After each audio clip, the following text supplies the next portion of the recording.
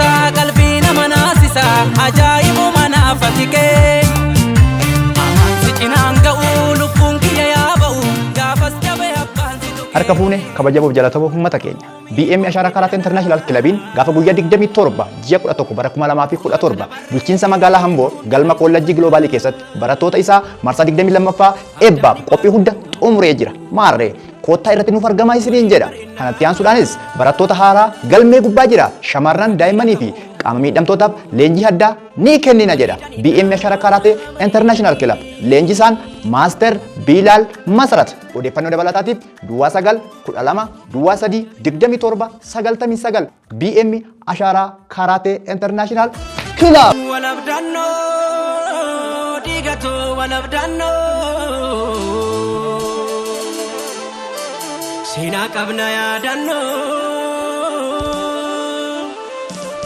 harka fuune kabajamuuf jalatamuuf uummata keenya BM Ashara Karate International Clubiin gaafa guyyaa 27 ji'a 11 bara 2017 bulchiinsa magaalaa Hamboo galma kollejjii Globaalii keessatti barattoota isaa marsaa 22ffaa eebbaaf qophii hunda xumuree jira maarree koottaa irratti nuuf argamaa isiniin jedha kanatti aansuudhaanis barattoota haaraa galmee gubbaa jira shamarran daa'immanii fi qaama miidhamtootaaf leenjii addaa ni kennina jedha BM Ashara Karate International Club leenjisaan Master Bilal Masarat odeeffannoo dabalataatiif duwwaa 9 12 duwwaa 3 27 99 BM Ashara Karate International Club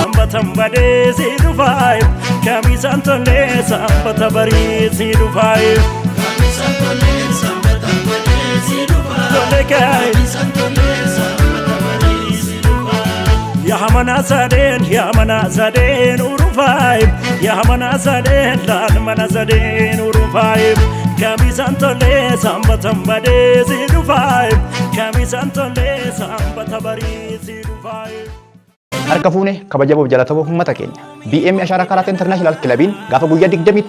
ji'a 11 bara 2017 bulchiinsa magaalaa Hamboo galma kollejjii Globaalii keessatti barattoota isaa marsaa 22ffaa eebbaaf qophii hunda xumuree jira maarree koottaa irratti nuuf argamaa isiniin jedha kanatti aansuudhaanis barattoota haaraa galmee gubbaa jira shamarran daa'immanii fi qaama miidhamtootaaf leenjii addaa ni kennina jedha BM Ashara Karate International Club leenjisaa Master Bilal Masarat odeeffannoo dabalataatiif duwwaa 9 12 duwwaa 3 27 99 BM Ashara Karate International Club